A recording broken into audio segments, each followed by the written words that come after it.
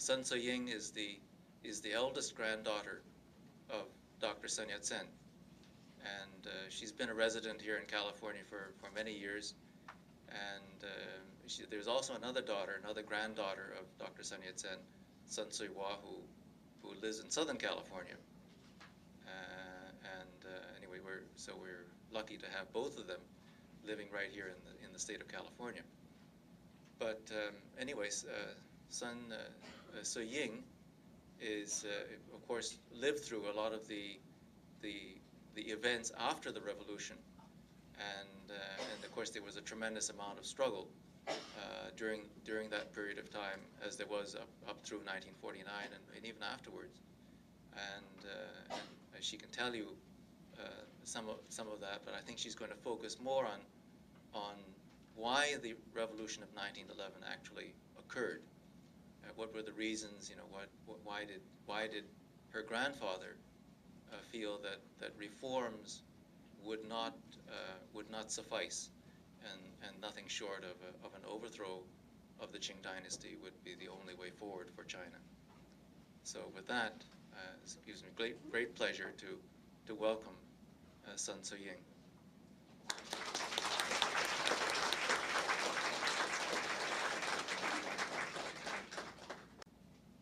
Hello and good evening. I'm honored to be here this evening to give you a brief picture of the events and circumstances that led to the 1911 revolution in China. Three factors came together that allowed the Chinese people to accept the risks and benefits of the revolution in 1911. First, from 1830 through 1900, China suffered many losses due to wars and weak governance. Second, my grandfather, Dr. Sun Yat-Sen, witnessing the injustice and oppression experienced by his people, found the passion necessary to lead the revolution.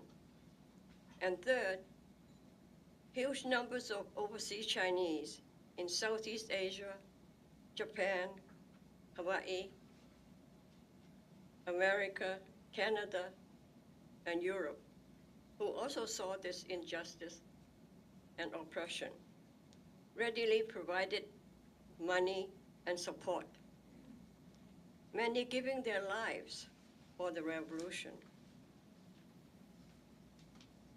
For thousands of years, China was a strong and self-sufficient nation, ruled by a series of dynasties, ending with the overthrow of the Qing dynasty in 1911. Unlike most of the dynasties which were ruled by the Han people in majority, the Qing dynasty was led by the Manchu, a minority. By 1830s, the oppressive and self-indulgent Qing dynasty had become very weak. Britain was importing opium from India to trade with China for porcelain, silk, tea, and other goods. Millions of Chinese became opium addicts. When the Manchu government tried to stop the opium imports, Britain refused and went to war with China from 1839 to 1842. Under the Treaty of Nanjing, China ceded Hong Kong to Britain, opened 5 other ports to British trade, and allowed foreigners to live within the concessions under their own country's laws. During the next 60 years, China is repeatedly subjected to imperial invasion like this by many countries. Later on, Britain leases Weihai Wei for 25 years and Hong Kong's new territories for 99 years. parts of the Yangtze River Valley and come under the British spheres of influence. Soon, other European countries also want to impose unequal terms of commerce with China. In 1884, the French defeat China in the Sino-French War over Vietnam, resulting in China leasing Guangzhou Bay to France for 99 years. Guangdong, Guangxi, and Yunnan provinces fall under the French sphere of influence. In 1894, the Sino-Japanese War over Korea results in Korea's independence and China ceding Taiwan, the Pescadores Islands, to Japan. Fujian province also become part of Japan's sphere of influence.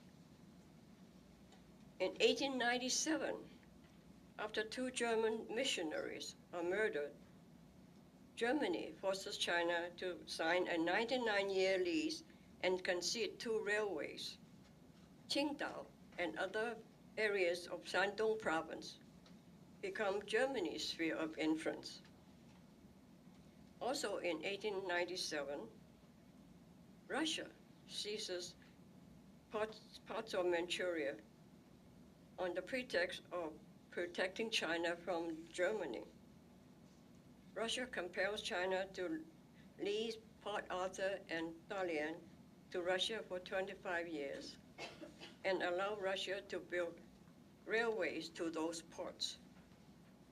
During this time, America is preoccupied with the Spanish-American War and Philippine Revolution. The defeat of Spain gives the United States control of its colonies, the Philippines, Guam, Cuba, and Puerto Rico. In 1899, the U.S. proposes to Britain, France, Germany, Russia, Japan, and Italy the idea of equal commercial opportunities in China. With all these powers already extracting concessions from China, the U.S. wants some of the actions too. In order to avoid further conflict, the European powers and Japan agrees to the U.S. declaration, which becomes known as the American Open Door Policy.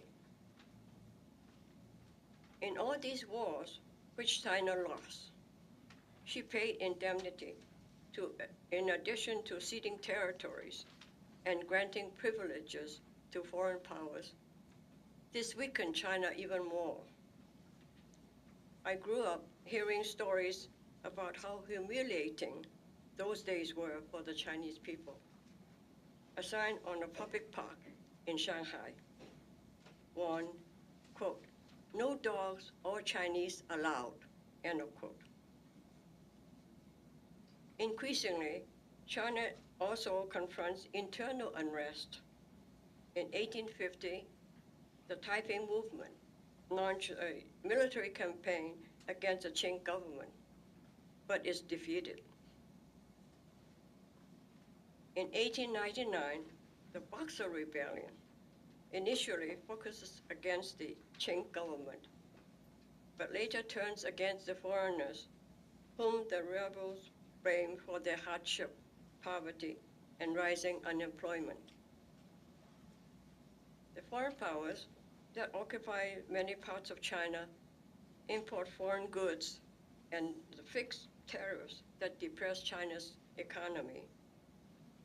The Boxers fight their way to Beijing's foreign legations area with the help of government troops, where they are met and defeated by the international force from Russia, Germany, Japan, Britain, France, the United States, Italy, and Austria.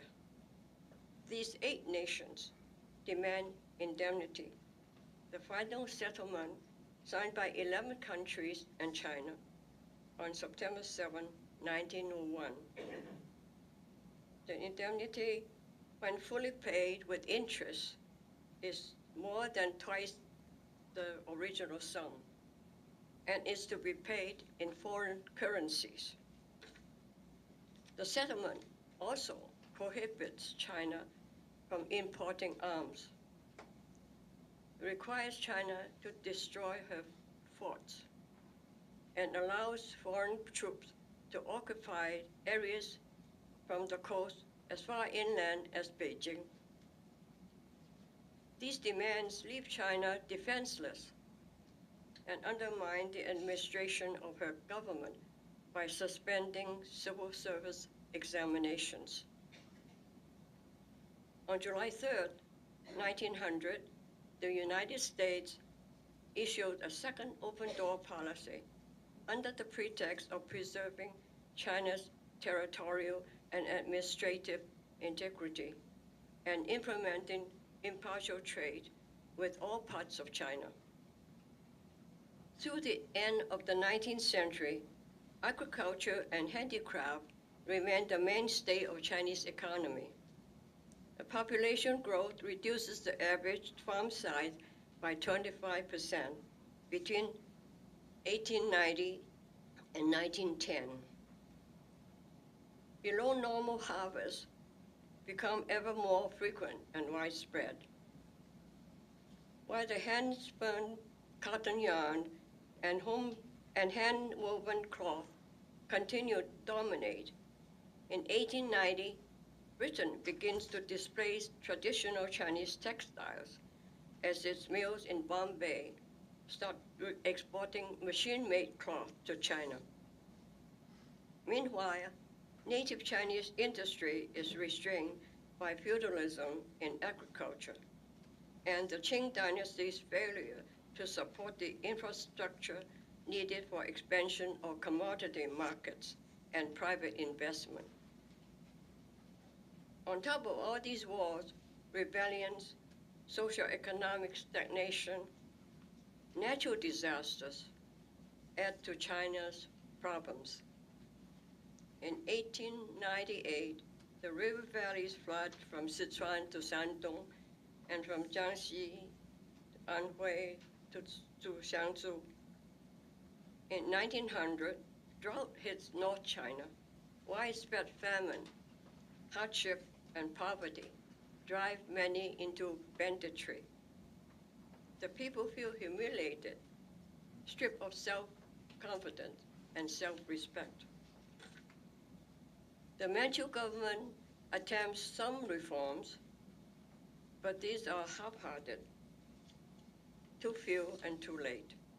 Many Chinese see the Manchu government as corrupt, bankrupt, and weak. More and more Chinese see revolution as the only way to a better life. Now, this is the context in which my grandfather, Dr. Sun Yat-Sen, grew up. Now, let me share some stories about him that shed light on how he came to have a burning passion for revolution in China. In the summer of 1876, my grandfather was 10 years old, growing up in Cuihang village. One day, his father tells him to go work in the family plot of land and to take the young water buffalo to a pasture. On the way, my grandfather sees 20 or more Manchu officials riding into the village on horseback.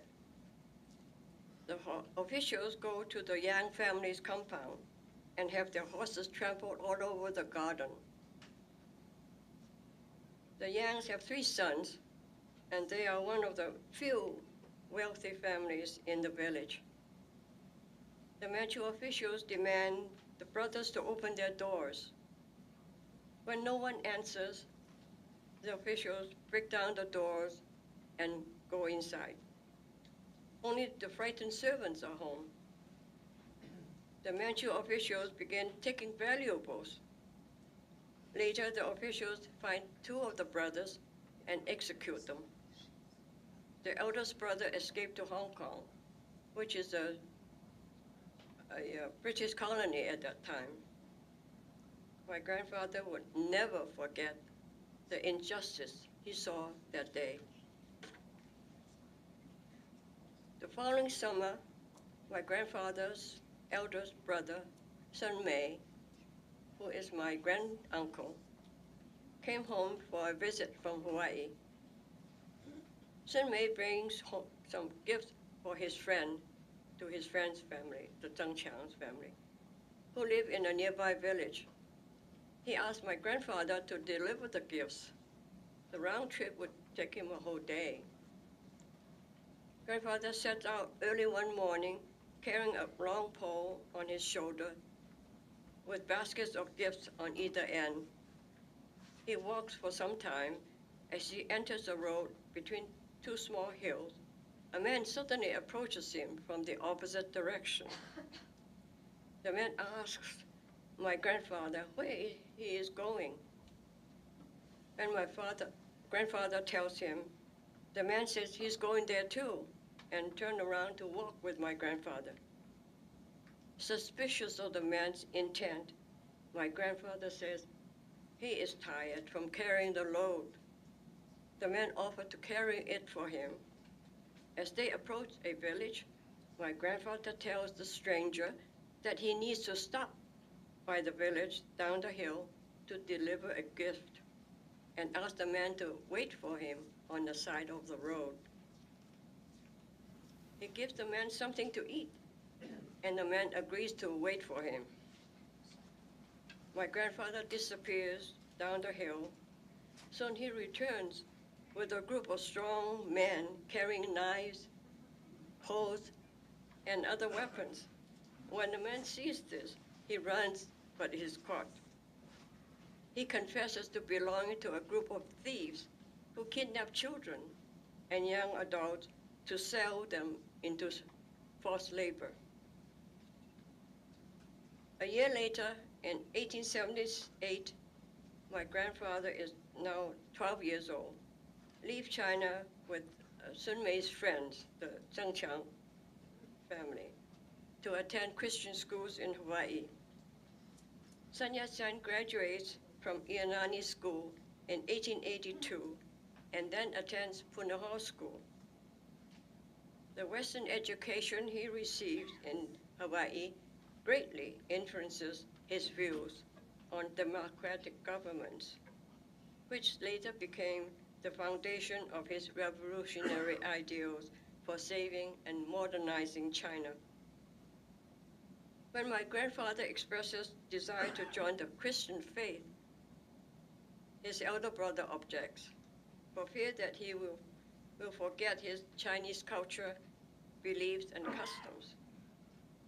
To settle the matter, Sun Mei puts my grandfather on a ship to go back to China in 1883. My grandfather is now 17 years old. On the way to Hong Kong, the ship first stops at a small nearby island for custom inspection. Soon after docking, the Qing officials come on board, followed by attendants carrying knives. They order all the passengers to open their bags for inspection. They proceed to take small valuables and put them in their own pockets. Afraid of mistreatment, some passengers offer money and gifts to the officials. My grandfather sees this corruption, but he's afraid to speak up or to take action for fear that creating trouble on those on board. The officials leave and the passengers repack their bags. Soon, another group of officials come on board to inspect the bags again. When they come to inspect my grandfather's bag, he's a little bit annoyed and says, "We just had our bags inspected. Why do you have to inspect them again?" The official says, "The prior inspection was for local customs. We are here to collect duty." After this second group leaves, a third group boards. The officials say they come to inspect for opium to protect the people. My grandfather says, "We have opened our bags twice already. These officials are carrying swords." One of them waves his sword in front of my grandfather's face to intimidate him. Everyone has to open their bags for inspection again. Each time the officials take items for themselves. Again, the passengers repack the bags. Unexpectedly, a fourth group of officials come on board the ship, carrying weapons and loudly shouting to the passengers to open their bags. My grandfather said, "What is your business?" One official replies that they come to inspect for banned substances to protect the public. My grandfather places his foot on his back and refuses to open it, saying, "These bags have been inspected 3 times already, and they contain only clothes."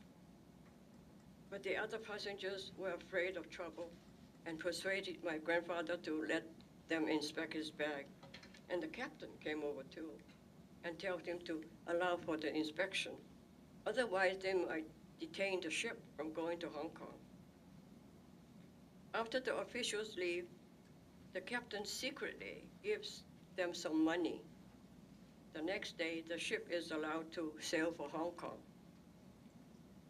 My grandfather, thinking of the justice system he learned about in America versus the rampant corruption and abuse of power he just experienced, says to the passengers, "These officials have treated us badly. When we get to China, I will help you sue them for mistreatment." But the captain laughs and tells him, "There is no justice system in place to sue anybody." My grandfather, at age 17, is now firmly convinced the Qing government needs reform. Upon his return to China, my grandfather enrolls at the medical college for Chinese in Hong Kong. After graduation, he practices medicine in Macau and then in Guangzhou. He continues to develop ideas about how to reform China. He writes to Li Hongzhang, a high official in the Manchu government, about these ideas. His letter is ignored. It becomes clear to him and his friends that reform is not possible. Only revolution will save China.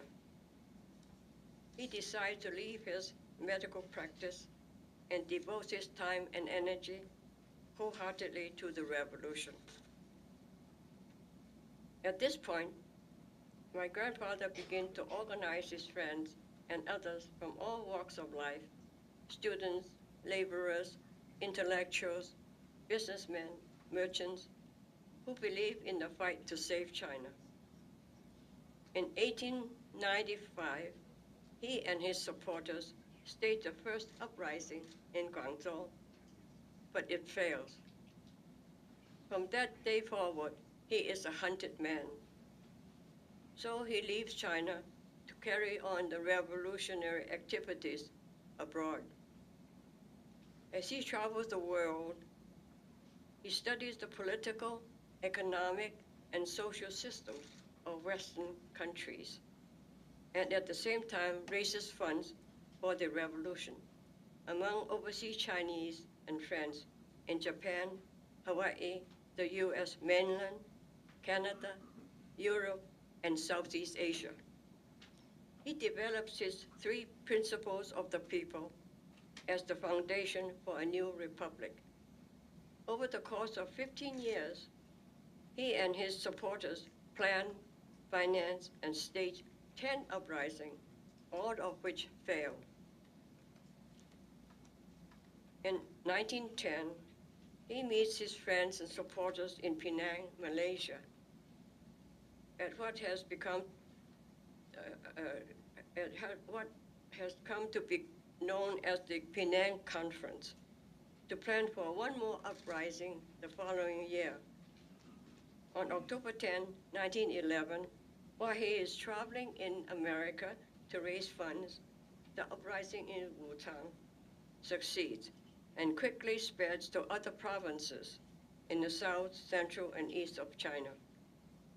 My grandfather is elected the first provisional president of the new Republic of China and is inaugurated on January 1st, 1912. The Qing Emperor, Shentong Bunyi, abdicates on February 12, 1912. But one of the conditions of his abdication was that a former Qing official, Yuan would be handed the presidency in March 1912. Indeed, his authoritarian rule forces Sun Yat-Sen into exile. In 1915, Yuan declares himself to be emperor until mounting opposition deposes him in 1916. After the revolution of 1911, it would take another 16 years of civil war against the warlords in the north before the country is unified. The events in China leading up to the 1911 revolution, my grandfather's passion to improve the lives of the Chinese people, and the support of overseas Chinese and friends throughout the world led the Chinese people to embrace revolution in the hope of creating a better life for themselves and for future generations. So much has changed in 100 years. Today, the eyes of the world are on China as it rapidly develops into an economic powerhouse and undergoes breathtaking change. This October 10, 2011 is the 100th anniversary of the 1911 revolution and the 100th anniversary of the founding of the Republic of China. I wish the Chinese people a very happy anniversary. Thank you.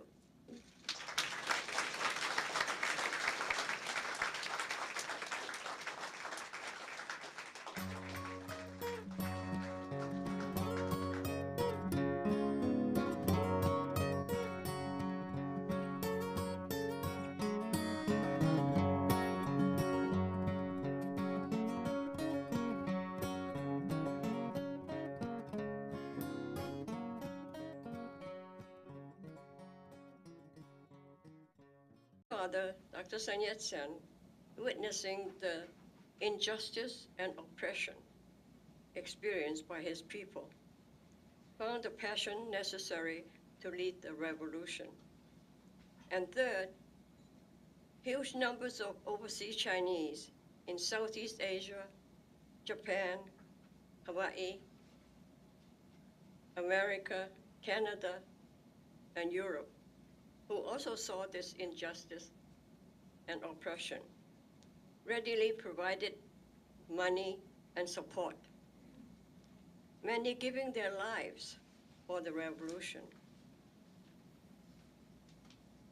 For thousands of years, China was a strong and self-sufficient nation.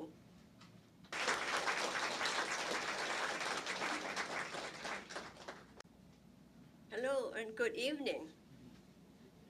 I'm honored to be here this evening to give you a brief picture of the events and circumstances that led to the 1911 revolution in China. Three factors came together that allowed the Chinese people to accept the risks and benefits of the revolution in 1911. First, from 1830 through 1900, China suffered many losses due to wars and weak governance. Second, my grandfather ruled by a series of dynasties, ending with the overthrow of the Qing dynasty in 1911. Unlike most of the dynasties which were ruled by the Han people in majority, The Qing dynasty was led by the Manchu, a minority. By 1830s, the oppressive and self-indulgent Qing dynasty had become very weak. Britain was importing opium from India to trade with China for porcelain, silk, tea, and other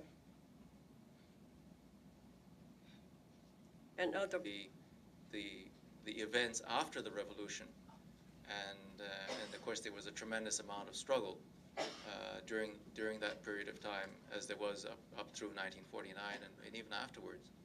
And she can tell you some of that, but I think she's going to focus more on why the revolution of 1911 actually occurred.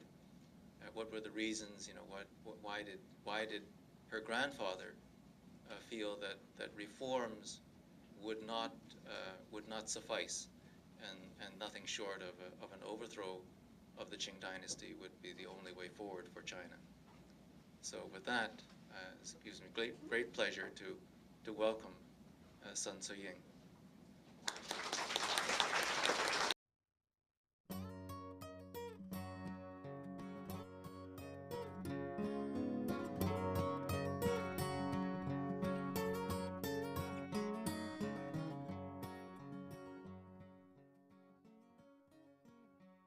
Sun Suiying is the eldest granddaughter of Dr. Sun Yat-Sen, and she's been a resident here in California for many years. And there's also another granddaughter of Dr. Sun Yat-Sen, Sun Suiying, who lives in Southern California. Anyway, we're lucky to have both of them living right here in the state of California. But anyways, Sun Suiying of course, lived through a lot of the